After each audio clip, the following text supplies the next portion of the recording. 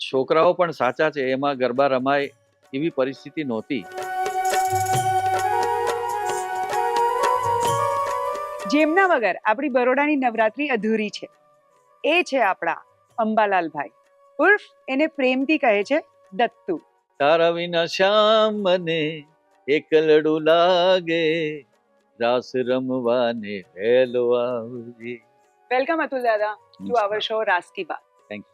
તો બહુ ઓછાને ખબર છે કે તમે ઓક્ટ્રોય ડિપાર્ટમેન્ટમાં કામ કરતા હતા, ડોક્ટરી ડિપાર્ટમેન્ટમાં મેં 28 વર્ષ નોકરી કરી. અને એવું શું ટર્નિંગ પોઈન્ટ આવ્યો કે તમે ડિસાઈડ કર્યું કે હવે બસ આ નહીં, હવે મારે ગાવા તરફ જ જવું છે? મારી કામગીરી વધી ગઈ હતી ઓક્ટ્રોયમાં, હમ અને જો હું એને ન્યાય કરવા બેસું તો મારા ગરબામાં કે હું જે સિંગિંગ કરતો હતો એમાં અન્યાય થાય, સિંગિંગને ન્યાય આપું તો ડ્યુટીમાં અન્યાય થાય. બરાબર. એટલે માતાજીનું નામ લઈ અને મેં કોર્પોરેશનમાંથી સ્વૈચ્છિક રાજીનામું આપ્યું. તો પણ તમે ગાઓ છો કેટલા વર્ષથી, ને નાનપણથી તમને કોઈ ફોર્મલ ટ્રેનિંગ મળી છે કે કેવી રીતે? ના ના ના, singing હું નાનપણથી ગાઉં છું, મને કોઈ ફોર્મલ ટ્રેનિંગ નથી મળી. પણ મારા મધર, એનો વારસો મારી પાસે છે. મારા મધર બહુ સારું ગાતા હતા. ઘરમાં અમે પ્રભાતિયા અને બધું અમારા માતાજીનું, આ માતાજી છે ને અમારા પેઢીઓથી છે.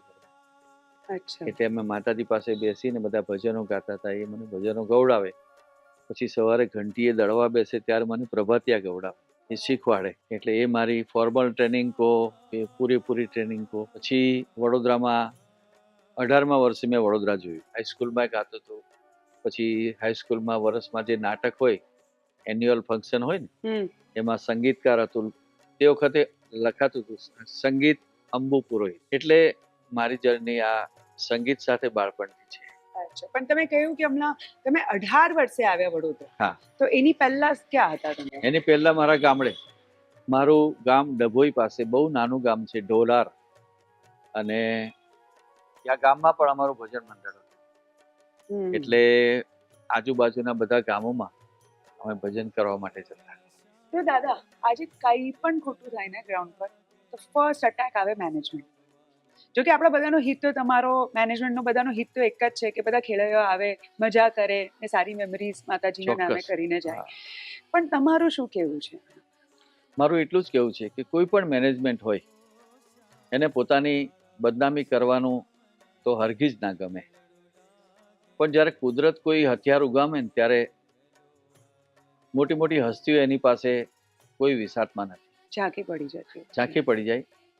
ગઈકાલનો પ્રશ્ન, ગઈકાલે કીચડ હતો, નો ડાઉટ, એમાં કોઈ શંકા નથી. છોકરાઓ સાચા હતા એ પણ હું કહું છું કે એમનો વિરોધ હતો.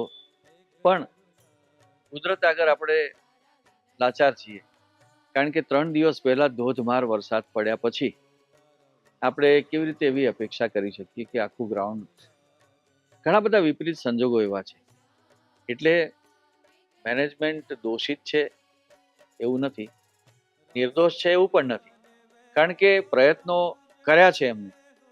પણ જ્યારે લાસ્ટ ટાઈમ કોઈક એકદમ ક્લાઇમેટ ચેન્જ આવે ને ત્યારે કોઈ કશું કરી ના શકે. છોકરાઓ પણ સાચા છે, એમાં ગરબા રમાય એવી પરિસ્થિતિ નહોતી. પણ કઈ નહીં, છોકરાઓએ કાલે સંયમથી કામ લીધું. એમને મેં સમજાવીને કોશિશ કરી, પણ એ કે દાદા તમે નહીં બોલતા. પણ એમાં ત્યાર પછી જે રાઉન્ડ થયું એમાં એ જ છોકરાઓ એટલા જ આનંદથી ગરબે ફર્યા છે. કેટલાઓને ખબર નથી કે તમે 3 ગુજરાતી મૂવીઝમાં કામ કર્યું છે. સાચું કે ખોટું? અને ના ના, બહુ શું? એકદમ સાચું. પણ એ કામ એટલું અવિસ્મરણીય નથી. અચ્છા, શું? એક પિક્ચરમાં હું ભાલો પકડીને ઉભો રહ્યો હતો. અને બીજા પિક્ચરમાં ગીત હતું આપણા એમનું, મલ્લિકાબેનનું, અચ્છા, સાચું સુખ સાસરિયામાં.